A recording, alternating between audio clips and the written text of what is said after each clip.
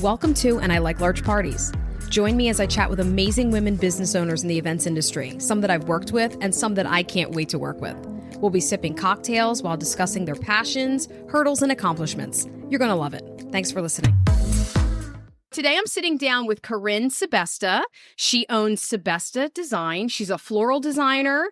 I'm so happy to be sitting down with her today. Thank you for inviting me to your studio. Yeah, thanks for coming. Yeah. Making me a drink. Yeah, so we're having Aperol Spritzes today. Something, refreshing on this hot summer day. Interestingly enough, this is my first time meeting her. I started following her after she did the floral work for a wedding at Elkins Estate, which was, the venue, the wedding, your flowers, amazing. Thank you. Yeah, it was pretty cool. That was a great wedding. Yeah, it was. So after that, I started following her and, just kind of fell in love with your work and I wanted to sit down with you. Thank you. So, yeah. Let's talk. Let's. Okay. So before we get into the nitty gritty of owning a business, I want you to think about a cocktail. It can be a mocktail. It can be an iced tea, something that you feel embodies just who you are as a business owner or something that's representative of your business in general. Just think about it. And then we will come back to it at the end. Okay. All right. So let's start with you letting people know how they can contact you. So your social media handles, website, that kind of stuff. So the best way to contact me is through my website. Instagram is hard for me. I get a lot of messages. So I try to have people not contact me for any inquiries via Instagram because I just won't get it quickly. Same thing with Facebook. I've gotten a couple of inquiries off of Facebook. I don't check it. I have my social media manager check it. She sends them over to me, but I can't always get to them quickly enough. Whereas if it's through the website, it's a lot faster. Okay. And so what is the website? The website is sebestadesign.com. Nice. Yeah. Very Easy. simple. Very simple. Yeah. Easy to find. Yeah. And so your studio is in Broomall, Pennsylvania. It is. But we were just chatting before we started recording. You're working on florals for a New York event. So you travel. Yes. Okay. Yeah. So where's the farthest that you've traveled? Catskills. Okay. So yeah, we go to upstate New York. You do? Yeah. Okay. Yeah. And then down to DC. Yeah, we travel all over. I've shipped flowers before for events. So yeah, we can go anywhere. Nice. Yeah. Good to know. Why don't you start by telling us your journey? Like, how did you get here? Is there something you were doing before you started this business? Give me all the details. So I started doing events via income development. And I started putting on nonprofit fundraisers and galas and things like that. And that kind of developed into being offered a job doing event design for a full production company. Wow. And at first I was like, well, I don't know what I'm doing. And they're like, that's literally what you've been doing this whole time. Yeah. Putting on these events. Like you've been hiring everybody and all of the details. And I was like, oh, I didn't even realize that that's what I was doing. Mm-hmm. So I ended up going in that direction, leaving the nonprofit world and starting to do more social events, mitzvahs and weddings.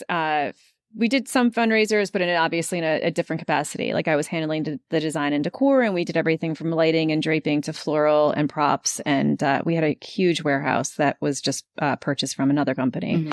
And then as that progressed, I realized, I'm trying to sell to people flowers, but flowers are an animal unto itself. They're really diverse. They come from all over. The pricing is, it fluctuates. It's a commodity, like your food pricing. Mm. And back in the day, and this was 2002, I think, is when I switched over. At that point, availability was definitely a thing. It's a lot easier now because the world market, it's opened up so much that product availability is not like it used to be. So I was trying to sell these events, and I said to the gentleman who'd hired me, look, I need to either get a part-time job and scale back here and learn floral, because I knew that this was what I wanted to do. Mm-hmm. I loved it. I loved the design aspect. I loved coming up with a concept and building off of it and watching it actually become reality. That is the coolest thing ever. Mm-hmm. But I couldn't sell that to people if I didn't know what I was selling. So I said, look, at that point, there really weren't any real classes around. I was like, maybe I can find a couple of classes, or I could scale back here and I'd get a part-time job. And he was like, yeah, that's fine. I ended up getting approached from another company who did everything. And I ended up going and moving over into that realm where it was all floral. And then I was able to kind of better utilize kind of like the scale. They taught me flowers. I managed a shop. I learned a lot about flowers. Wow. And then I met my my ex-husband, and he wanted me to start up a business, which was always in the back of my head, but I'm very thought out. And I don't just jump into something. So when I was ready, that's when I decided, okay, we'll do it. But it took me a couple of years to like, I wanted to learn everything. I wanted to know start to finish, how do you prep your flowers? What happens if they start to go down? What kind of temperatures do they need? Like, I just kind of soaked it all up. And then when it was time, I ended up moving out to Michigan while he was in school. I started my business out in East Lansing, Michigan, and it was right before the recession hit, which was definitely also a learning experience. Yeah. So I started my business out there. I met some amazing people who really helped me out. And at that time, this was in 2007 when I moved out. So it was literally right before the recession hit. And I was doing really well, and it just dropped off the face of a cliff. It was just done. Right? Like I was busy. And then it was like, boom, everything crashed. But because of those people that I had met, they kept pushing me and into different directions. And so while I was there, I ended up being the exclusive florist for the Michigan State University stadium. Goodness. And I met a lot of people. It was very cool. I was very fortunate. I mean, I had wonderful friends. And at that time, nobody was really doing just events out there. There were a lot of retail shops, which sadly went under during the recession. Yeah. And I was there for about 3 years, and I did like 200 weddings and events when I was there in the 3 years, which was a lot. And then my ex-husband got a job back here, and we moved back here, and I kind of went slow. I had a family. I had my kids. And originally I was going to leave after the first year. I was just going to leave the industry. It was really hard to do it with a newborn. And I was doing my last wedding, and the caterer came up to me and said, I love your work. We are opening a new venue. Can we put you on the preferred list? And I laughed. And she's like, why are you laughing? And I was like, because this is my last event. And she's like, what do you mean it's your last event? And I was like, I can't. Like, I just had a baby. She was colicky. I was exhausted. Like, I wasn't set up. It was really, really hard. And she looked at me and she said, you can say no. I was like, I don't know how I do what I was doing. Like, I was doing a ton of events. I did 50 events when I was pregnant and packing a house while he was living here in Philly to move from Michigan to Philly. And I was like, I don't know how I can do that. I'm just so tired. And when she said you could say no, it was like a light bulb. It was like permission. It was permission to say no, which I think as a woman, it's really difficult, right? Like we're taught to make everyone else people pleasers. Yes, we're taught to make everyone really happy. And it was just like, oh my gosh, I can say no. And she's like, you can take on one a year. She's like, I'm going to put you on the list, and then just call me and let's talk. And I was like, okay. And she's like, and if you don't want to take any of this, you don't have to. You can say no. And I was like, okay. And so a couple weeks later, I did call her, and we ended up talking for a while. And she's actually a really good friend of mine now. And I'm very grateful for her to like give me permission to say no. And so I went really slow, and she would send me everything that, I was on the list, of course, but she was, she's like, we love her. She's amazing. I ended up doing her stepdaughter's wedding there, and it just really helped me a lot to kind of get reestablished in the market, and also just to find balance, because I was able to like figure out what I could do.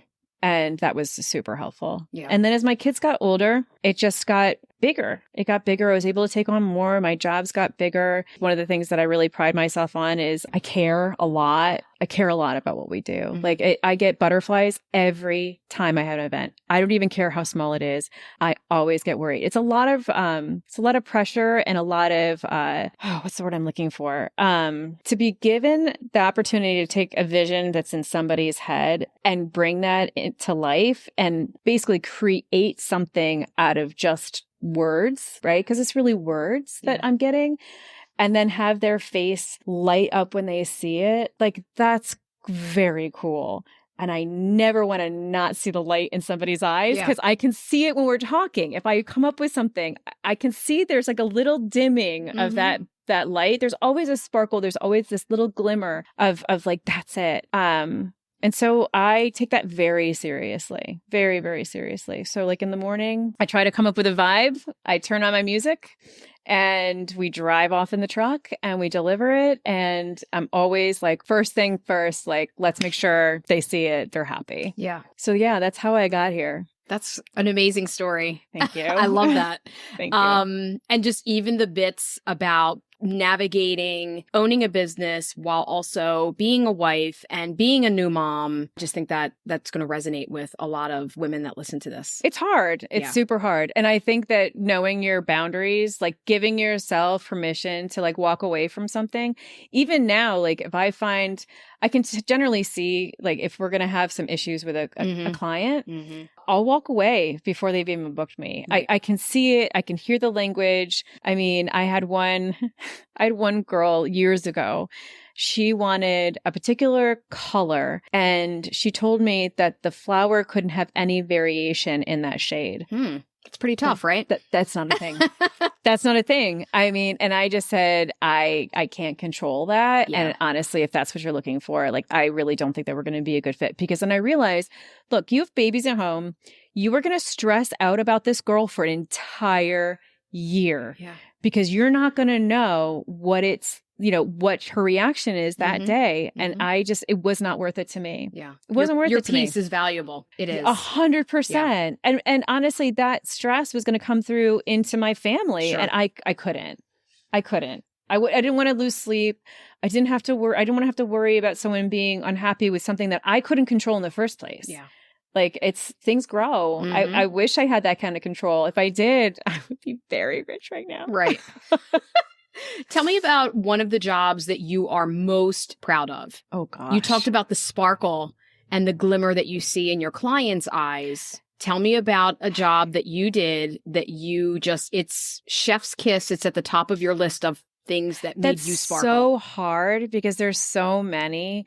I think that honestly, when I get to do room reveals and I get to see their face, when somebody cries when they see the bouquet, it's really hard to narrow it down. Okay. I just like it makes me so happy. And it's not just like it feels like a job well done, because of course it does, but it's just bringing joy. I think that's why I like weddings so much. I mean, how often do you get an opportunity to combine all your friends and family and surround yourself in complete and utter beauty? Yeah. You don't. There's nothing like a wedding. You get to surround yourself in that. And I wish we had more opportunities like that in life, but you don't really get those. It's a very cool thing. Yeah. But I think that it would be impossible to pick one that I was like, yeah, that's it. Okay. Yeah. And honestly, I'm not going to lie. A lot of times I'm running. So until afterwards, when I get to see those pictures, like I get to enjoy the moment when they see it. And then I am out the door because the truck has to leave and it's usually double parked.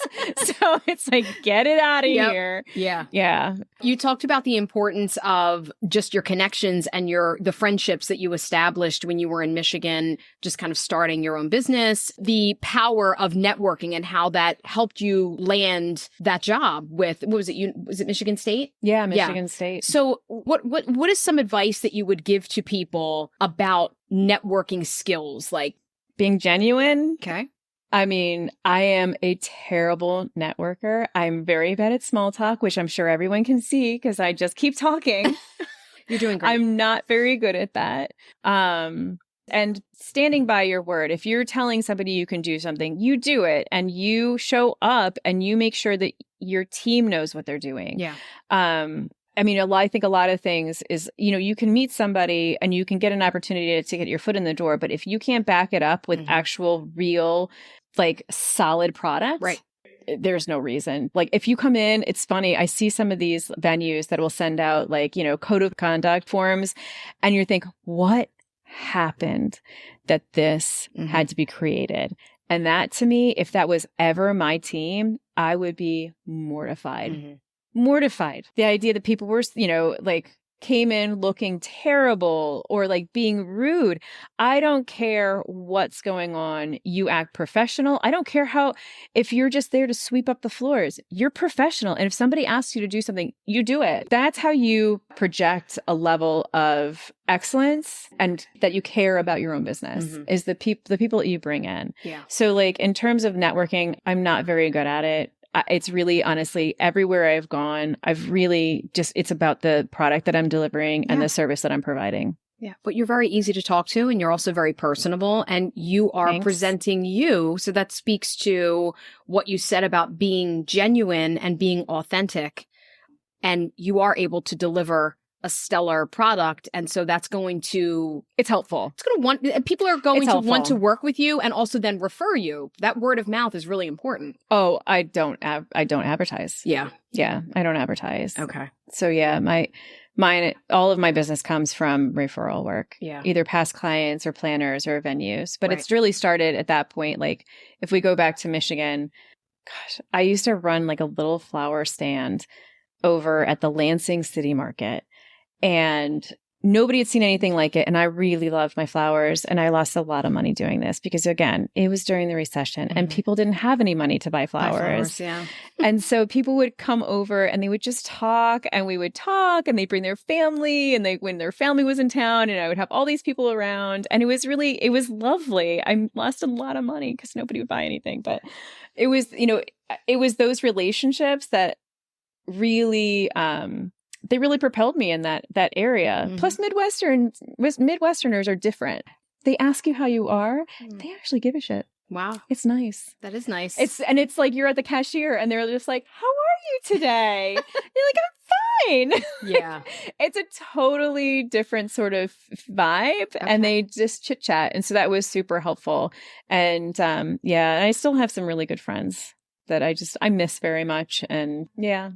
I know that you kind of started, here, right? Once you moved back to this area. I did. I started in Philadelphia. You were in your home, working out of your home, or? I was working out of my home. Okay. That's my journey, right? I think that's the journey of a lot of most small business owners. A lot. Yeah. I would say probably majority. For sure. Vast majority. Yes. And now you have this warehouse that you've been in, you said 4 years? No. How long did you say? Only a little over a year. Oh, a little over a year. Yeah. Okay. Yeah, only a little over a year now. Okay. So I just wanted to talk about money for a second. And I know that I know sure. it's, it's a little bit of a taboo subject. I think we should all talk about it more, to be honest. I agree. I was sharing with you that I was a teacher, left the profession, decided to start this business. At the beginning, I'm thinking, how am I going to finance this? I didn't want to touch the household money at that period. Fair. So I was selling clothes on Poshmark. I had a ton of children's clothes because, of course, grandparents and aunts and uncles, and they wind up outfitting your kids in really great brands when they're little. Yeah. And what I hadn't given away to friends that maybe had children after me, I had a surplus of. So I was selling clothes on Poshmark. That's how I financed a lot of the beginning inventory that I collected for the business. And then you get to the point where, okay, I do need to dip into the money a little bit. I have to move some funds from the household pot to and then as you start to actually do business, things opened up. I started to get hired. The more business you do, it's not a windfall of money that's coming in. No, you have to buy more product. You have to buy more things. Yeah. Yeah. So I want to hear your story in terms of starting from, working out of your home. How did you manage that? What did you do? What are some tips? God, my house was so small. I have a twin. And so I had very small, part of it's still my house, right? Like I had washer, dryer, my own storage and stuff like that. It was tight. I walk down there now and I'm like, I don't know how you were doing that. How did I do it? They're huge. They were huge jobs. I mean, I was very fortunate. I had a friend who would also let me lease his space when everything was bigger than what I could handle. Thank God for him. Yeah. But I had 3 storage units. Okay. And then I had 3 storage units, a little bit at my place, little, when I say little, like little.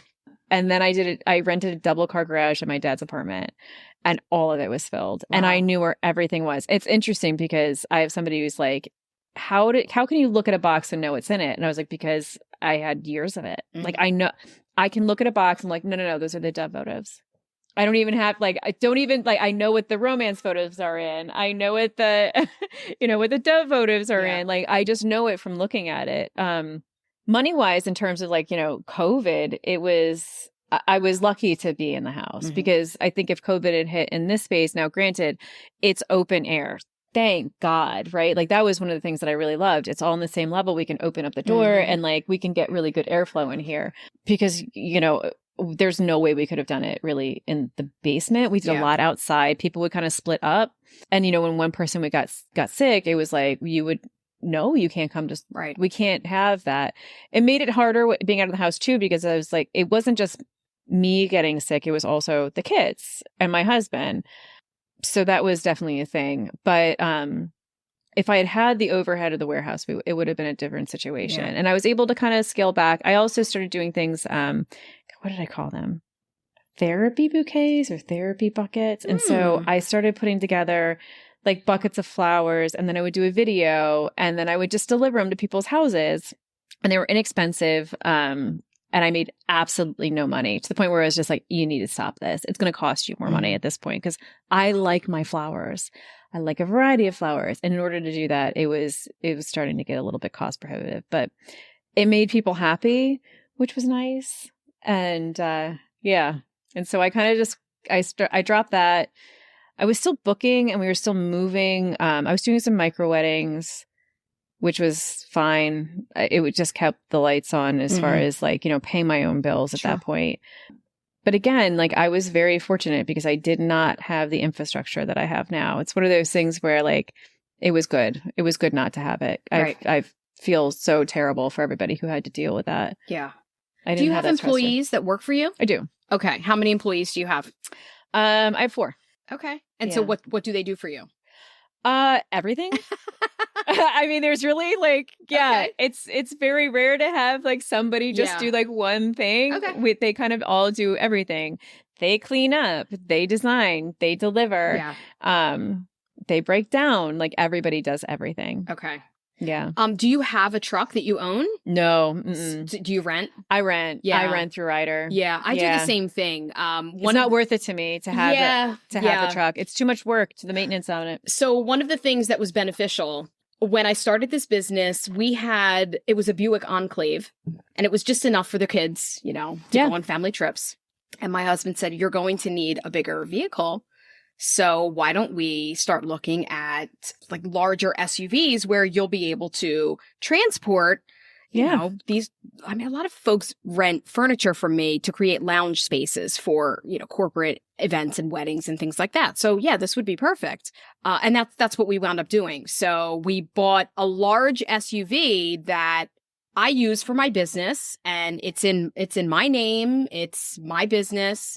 It's great to a point, because the more jobs you do and the larger they get, then you realize, oh, snap, like this is not going to fit. They don't want just one lounge. They want 2 lounges, one downstairs, one upstairs. So you do wind up having to rent a truck, which I do think from a financial standpoint, it's easier to just rent it as you need it, as opposed to buying a box truck and having that payment. I also have to have a refrigeration unit on mine. It needs to be insulated. Didn't even think about that. Yeah. And that for me, it's key. I don't want to have to do the maintenance on it. Right. I mean, if we're off season and it's end of October, and it's kind of cool, I can get away with a regular box truck. But for the most part, I always get a refrigerated truck. Okay. We like to pack the truck on Friday night so that Saturday there's no if say we need more vehicles, which has happened, I like to be able to adjust quickly for that. I don't want to find out not everything fit on the truck. And so now we have to have, somebody drive X, Y, and Z. I have a minivan. The minivan's kind of beat up, but I'm not going to get anything fancy for my smaller deliveries because I destroy my vehicles. Okay. I put in puppet poles and, ladders and all sorts of, and there's always leaves and petals in my car, always. And the kids are always so embarrassed. They're just like, my mom's a florist, okay? Right. It's dirty. Like, it's dirty. It's always dirty. And I go and I clean it, but it doesn't matter because literally the next week it's dirty again. Sure. And I feel very bad for them. Eventually I'll have both. I'll have just like the nicer like home car and the minivan. But for right now, I just can't justify the expense of it. Okay, makes sense. So we were talking about this wedding that you did at Elkins Estate. Yes. And this wedding at Elkins Estate was gorgeous. Thank you. I want to know, what is the design process? So when somebody comes to you and they say, hey, we love your work. We would like you to do the florals for our wedding. Walk me through that process from that conversation to the actual delivery of the flowers. Most often, I will be approached from the planner and say, hey, I have somebody who's a good fit for you. And I'm going to go, okay. So we'll sit down. And I think of myself as more of an interpreter of a person's style. I have to say it's a forte of mine to be able to talk to somebody, see the pictures, and draw out like what we're supposed to do from there. There's few people who want to be told what they want. It's not my thing. I'm very, like, when it comes to even sales, I'm not very pushy. I don't, like, if you don't want to put the money into it, when people say, well, what do you think? Do you think we need it? And my response is always like, you don't need any of this. Like, I love what we do, but you don't need it. I am definitely not a pushy salesperson. So I just go, what are the things that you want? Like, for me, it's about feeling, right? So I always start off the conversation like, what do you want to feel? What do you want to feel? What do you want to feel? What do you want your guests to feel? Like, what are the important areas for you? And I try to start seeing it through their eyes of like, when they walk in, they're like, I want to see, tons of candlelight, or I want to feel like I'm enveloped into, so I know, okay, we're going to go into the ceiling. It's not going to be all low. Like it's a different vibe. And so I always start there. And then I kind of take it from those feelings and with their inspiration pictures kind of build off of that. So what goes into delivering the amount of florals that I saw at Elkins Estate that day for that wedding? A lot, several vehicles. Okay, several vehicles. Several. Was your minivan part of the fleet? Yes, actually, yeah, it really was. Well, we had a couple drop-offs. Okay. We were able to get in on Friday, and so thank God, like we loaded up it was a couple cars that went over there on Friday. And we also we wanted to drop some things off and then also get a couple of quick measurements just to make sure that we were on track for design. And then we had all the main floral delivered that morning. Yeah. No, it was a lot of stuff. I'll bet. Yeah. I remember saying to my husband, holy cow, like that is a lot. Those are a lot. It was a lot. But I got to tell you, I have the best team ever. We were done 2 hours beforehand. Oh, wow. Okay. We were done early. I mean, we got food. I think I saw your crew. I was in the champagne skirt. They had already loaded me up and I'm just chilling, waiting for cocktail hour to start. And I think I saw you and your crew heading out of the ballroom. You were all done, wrapped up. Yeah. So yeah, no, we got done a little bit early. Like I said, we got to eat, which is that's always super surprising on a wedding of that scale. Yeah.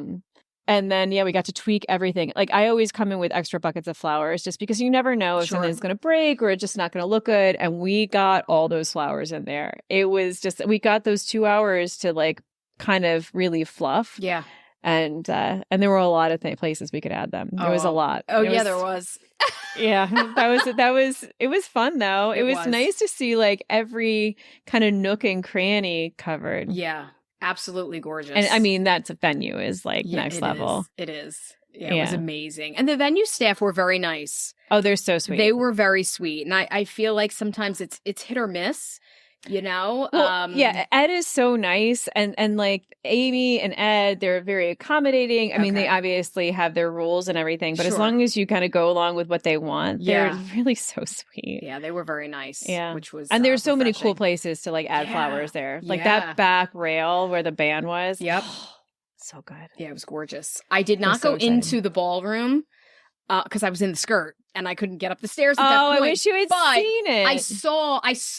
I could see. I saw enough from the door. Yeah. And I thought, oh my God, these are gorgeous. And then once, It was a cool some things were wedding. coming out on social media, I got to see the entire room decked out with the Oh florals, my and it gosh. was And then the gorgeous. photos from Kristen Weaver Oh, yeah. and the video Yes. from, Yes. Mr. Moss. Uh-huh. Oh my God. Yeah. Every time I see another clip, I'm like, damn, So beautiful. so good. Aren't you Yeah. like, I did that? No. No? You're not like, wow, I really did that. Not really. I don't know. It's funny. I showed my kids a couple years ago. I was like, look at this wedding I did. And it was a big wedding. And, I think at that point they were like 10 and 11. Like my oldest was 10 or 11. And she's like, wow, I didn't know you're that good. It's like, Thank you. thanks. I don't even know how to take that. That was weird. Yeah. Now this is like old hat for them. Sure. They're just like, oh yeah, but it's interesting. That's funny. Yeah, no, but no, I don't. I mean, it's cool. It's I have a more really, than cool. I have a very cool, I have a very good team. I love my designers, and Okay. they're amazing. I'm so lucky. Yeah. So lucky. That's great. Yeah. Tell me about some of your favorite venues. So Elkins Estate, we know they were very accommodating and everyone was great there. Some other venues that you've worked at that you just feel they were accommodating. You want to shout them out. Accommodate. Well, I work at the Barns all the time, and I love the team at the Barns. I'm not Okay. going to say they're accommodating. It is not accommodating. It's little. Yeah, I've been there since. Oh God, I did the influencers dinner, and I'm trying to think if that 2014, 2015. Okay. When early.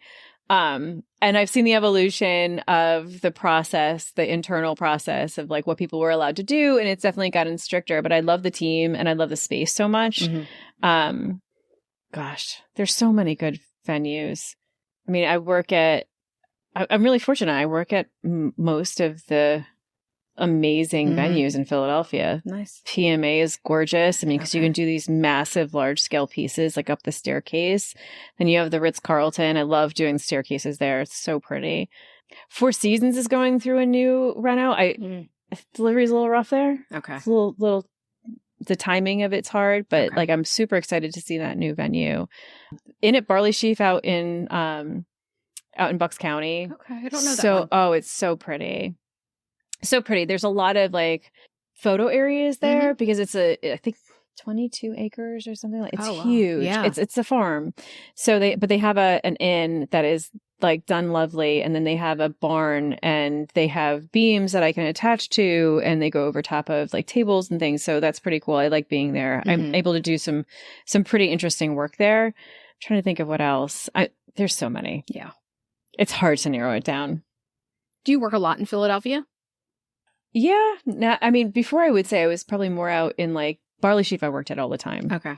I did their daughter's wedding, and then they just sold. But yeah, I did Dina and Mark's daughter's wedding. So I was there a lot because they had the photos from their wedding from their daughter's wedding. Okay. Pinterest. Oh, Pinterest. Yes. Okay. So I started before Pinterest. Okay. Yeah. So I know the evolution. Yes. Yeah. So Pinterest is rough for me. It depends on the client.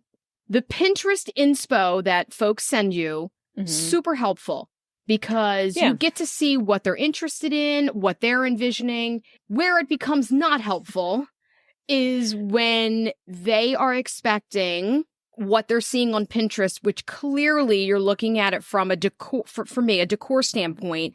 That is a $6,000 decor job, and you're telling me your budget is $1,500. That becomes problematic. It is, yeah, that's rough. Yeah, they think that what they That's see super on rough. Pinterest is doable at that price point. Yeah. Do folks send you their Pinterest board, or how do they communicate to you other than words? I ask what they're looking for. Yes, I ask for the Pinterest board. Okay. I can't do what I do without any sort of inspiration at all. I can't. It's impossible because I need to narrow down at least like the concept of where we're going. So I really need that. Like I need to see. It's a lot of times I'll get like someone saying, well, there's really no rhyme or reason to it. So, I'm sorry, but I can always see there's a balance of foliage to flowers. There's a color palette, or there's particular flowers that are showing up in all of them. I'm like, oh, they really like this. Or there's just like a vibe. There's a vibe to the photos. Like I can see people's photos and think, okay, like, who are they using for the photography? Because I can kind of see where they should go. Like, Right. so I'll ask like, hey, who's your photographer? Oh, it's, you know, you don't have anybody. You should check out this person because I can see you really are gravitating towards that. But no, I really can't do work without Pinterest. Okay. Yeah. Makes sense. Yeah. And honestly, when it comes to budget and things like that, I have a minimum of 15,000. And the reason being is it's not that I don't do smaller weddings. So I absolutely do smaller weddings. And I tell my friends like who are planners, like, hey, if you have a smaller wedding, I don't mind doing a smaller event. In fact, I enjoy them because it's not as much pressure. Right. Right. And it's just fun. Sometimes those are more creative to do the smaller ones. Yeah. But I like flowers. And I realized caring so much about what the overall product would look like at the end, I would start to add in more flowers. And so I was losing money and my margins were getting smaller. And I would fall in love with these couples and I'd be like, I love them. And I could see myself in them, right? Like I don't have a lot of money. And I would be like, I want to do that for them because I wanted them to have that moment. Yeah. I wanted them to walk in and go, oh God. But I realized I was doing that at the expense of my family. So I was like, where do I go from here? Like, how do I protect myself and stay in business? And so that's why I ended up coming up with like, I inched it up, obviously. Yeah. Like over the years, it's gone up and up. I will say that people with the $15,000 budget want my 30s. You go, oh. And so I get into that predicament, again, but what helps a lot is the planner recommendations because they know like automatically, like they'll reach out like, hey, it's the beginning of the year. What do you want to do?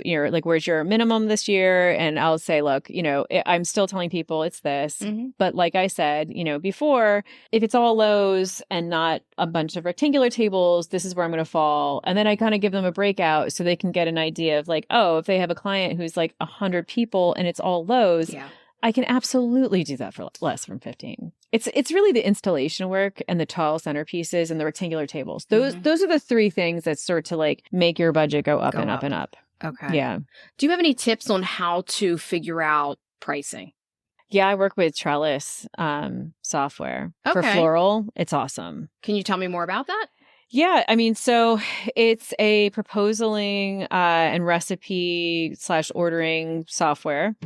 And I can do everything I need in it, like the proposals. I get my inquiries through it. It creates an event schedule.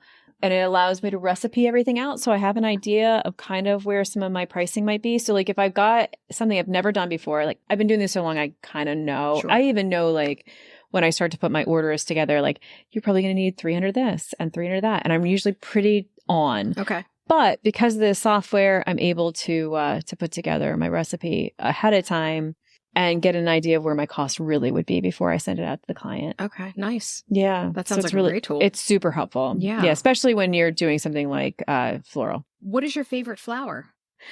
I don't really have one. What? It's really hard. I mean, I love... Top 3 that you like. Okay, Japanese sweet peas is something I'll buy for myself because they smell so good. I love them so much. I really love a garden rose that has like a citrus scent. So like an Yves Piget or Princess Charlene of Monaco is like probably my absolute favorite. I like interesting stuff. Like I like Gloriosa lilies when they're kind of inverted and all like funky, or like the new stuff. Like when you go to the flower market and you see something, you're like, what is that? That's so cool. Like it's hard though. It's hard to narrow down. Like a couple years ago, or maybe more than a couple, but like butterfly ranunculus.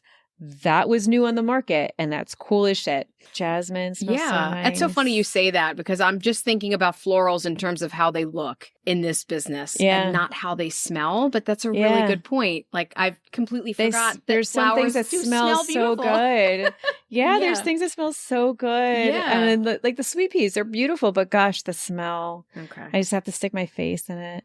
But like heaven smells like Princess Charlene of Monaco roses. All right. Okay. I don't For me, know. I know What color are they? They're like a peachy pink. They're very beautiful. And they're like this copped garden rose. So, I mean, Yves Piget is very similar in scent. And that's a copped garden rose as well. And that's more of like a purpley pink. But they smell very, I like a citrus garden rose. Okay. Yeah. Most requested flowers.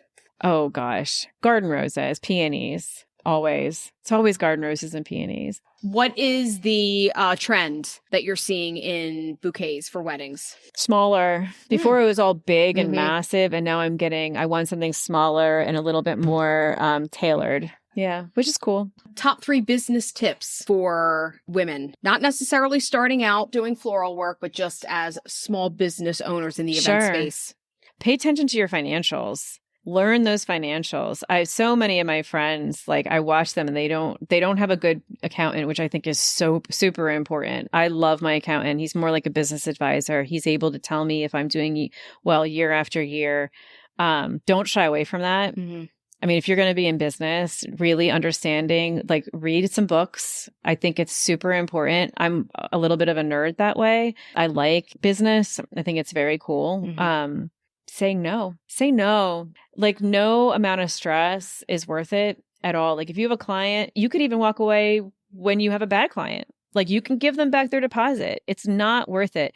If you're going to if you're going to risk your reputation with a client who you don't think is going to be happy no matter what, it's not worth it. Give them back their deposit and walk away. Yeah. And then the third one, oh gosh, try to enjoy it. It's hard sometimes. Sometimes you just have to do some things for fun. Mm-hmm. And you like, especially in a creative business, sometimes like it's very easy to get wrapped up in the day-to-day, in the business part of it, in the sales.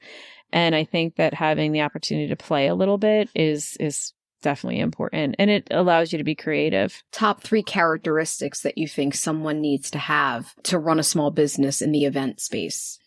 Grit. You have to be gritty. Because there's like, I mean, just what we were talking about, there's a lot of things that come up, recessions and pandemics, Mm-hmm. who knew? Right? I mean, things that can happen in your family, and having that grit is super important. Gosh, I mean, I think the ability to kind of filter out what other people are saying, kind of being determined, which also goes back to that grit a little bit. But being able to be like a little thicker skinned in some ways, not fully, because I think it's an emotional sort of business, but I think it's helpful. And having a sense of humor, being able to laugh at yourself, because you're going to really kind of screw up a bit. Yeah. It's going to happen. How do you pivot when you have a screw up? Well, I don't do that. So I say I screwed up. I mean, I never try to gloss over a screw up. Mm-hmm. Because as soon as you try to like put it off on somebody else, or even like, God forbid, like lie about it, everybody knows. Mm-hmm. You need to take responsibility for your fuck up and you move on. Yeah. You have to, because it's just, I mean, I've definitely screwed up. Gosh, a couple months ago, I screwed up on something, and I looked at the planner and I was like, hold on, because she was getting upset over another vendor. And I was like, hold on, let me make sure this isn't mine. And it was mine. Mm. And I said, this is mine. I messed this up. I read this wrong. And oh God. And I honestly, it took me a couple of days to really get over it. Sure. They were fine. Nobody was the wiser. No, but you're hard on yourself. I'm very hard on myself. Yeah. I don't like to make mistakes. And so I try to do the extra work so I don't do that, but it slipped through and it really bothered me. And I just everyone was like, nobody's upset. Nobody. You've got to drop it. Mm-hmm. You have to drop it. It's fine. Again, nobody knows. Nobody knows. Everybody's happy. Let it go. Yeah. And eventually I did. But yeah, I wasn't happy with myself. I have the tendency to give that advice to friends of mine who work in different facets in this industry, and they're upset with something. And I'll say, nobody cares. You can't even tell. I can never give myself that advice. It's totally different. It really is. It really is different. And I don't because I don't mess up. No. Yeah. I don't do that. But I don't, Yeah. But I think that the biggest thing is just to take, responsibility for it. Like, hey, I totally messed up. Yeah. And honestly, if your staff does it, you did it. That's you. Yeah, that's true. You did it. I had somebody knock something over and it made a massive mess. And I looked at it, I was like, oh no. And the venue manager came up and she's like, what happened? I said, I knocked something over, because it didn't matter that it wasn't me. Right. because that person works for me. Sure. I did it. I said, I am so sorry. It was just about to come get you. I just, I was taken aback by like how quickly it happened. And I was trying to regroup to figure out what I could do to fix it. Right. And she's like, don't worry about it. We got it. We just knocked, it was water. It wasn't a big deal. Like, but it was still like, and then I remember the, one of my crew, just like, they looked at me like, oh my God, she just said that I did it. Like, but I hope I taught him a lesson like that. No, you are me. Mm-hmm. You were an extension of me. True. What is next for you? Maybe some long-term goals here. I would like to start getting into a lot more like custom build outs, full on, like get in the day before and build out things. Yeah, I would love that. Where it's like just completely enveloping the room and the design. I want to go back to the question that I asked you at the beginning. Oh, shit. Which is your signature cocktail. So hard. Something that represents you or your business. I mean, you said I could go with an Aperol Spritzer. Absolutely. I mean, it's clean, right? It's citrusy. You talked about how you like the citrus no, it is. scents. It is citrusy. I think that it's also something where you don't just like down it, right? You sip it and you enjoy it, and that's that's really interesting because it's kind of my concept when I tell my clients, like, I want people to sit there and enjoy the design. Like the idea that like somebody can sit there and look through things and go, what is that? What is that? What is that? That to me is a sign of a really good design. Mm-hmm. You don't just take it in quickly. And so actually that's not a terrible comparison. And also just, I don't know, they make me happy. So there's nothing wrong with that. It makes me think of vacation. There you go. I also love. There you go. All right. Well, I want to thank you for being on the podcast. And I want you to remind folks how they can find you. On my website is the best way. I mean, obviously they can call and email me, but website is the quickest way to get in touch with me. And just give us the website again one more time. SebestaDesign.com. Can you spell that for everyone just in case? Sure. Okay. SEB as in boy, ESTADESIGN.com. Okay. Remember, design is singular. Perfect. I like to end the podcast with a toast. I'm going to toast you and your ideas for custom builds that no one has ever seen before. Thank you. All right. Appreciate that. Cheers. Cheers.